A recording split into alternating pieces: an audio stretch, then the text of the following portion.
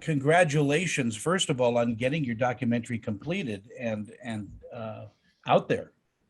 Thank you very much. No, thank you. Yeah, no, we're just really excited. It's been 5 years, so it's a relief to have it done there. Yeah, an eye-opening journey, as one says. Yeah, and it's true. First of all, I'll start with Otto.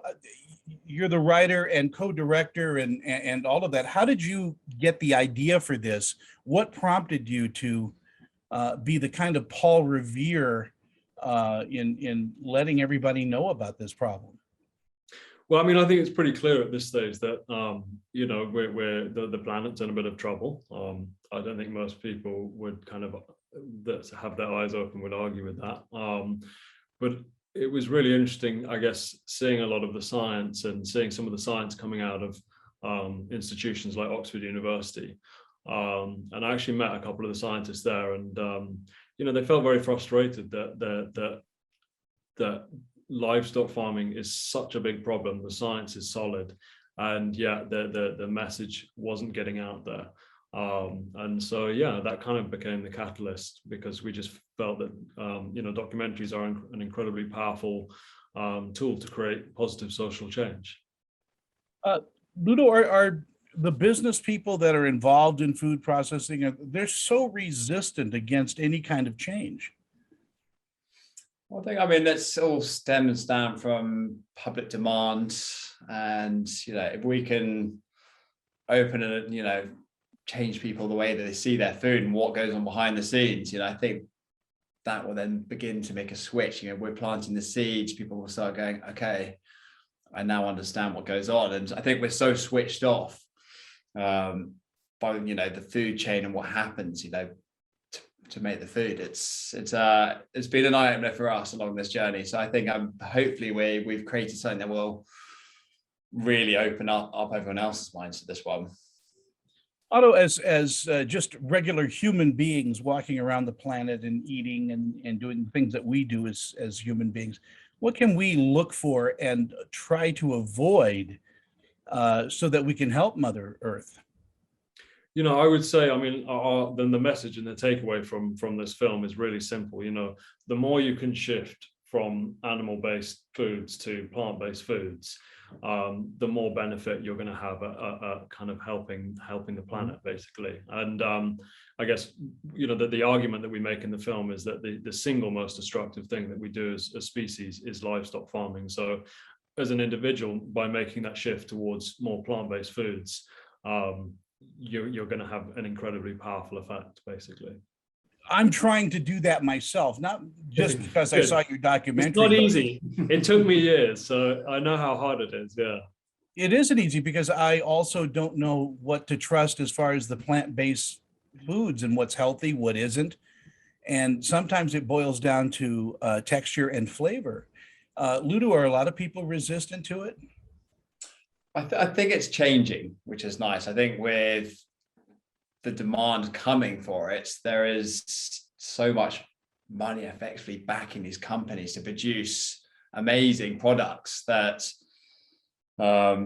people are wanting and needing to make this switch. I think, if you were plant-based 15, 20 years ago, it would have been incredibly hard to sustain yourself off those diets. But I think now really we have a whole world of different cuisines, and you can have anything these days, and really you won't be affected by your choices. So I think it's quite exciting what's going on, and the more people that move this way, the more we're not going to be sacrificing in taste and flavor. So I think it's quite exciting what's going on. We're destroying rainforests. We're destroying a lot of land that can feed lots and lots of people. And it's very restricted as far as what livestock can do, because ultimately it destroys the land.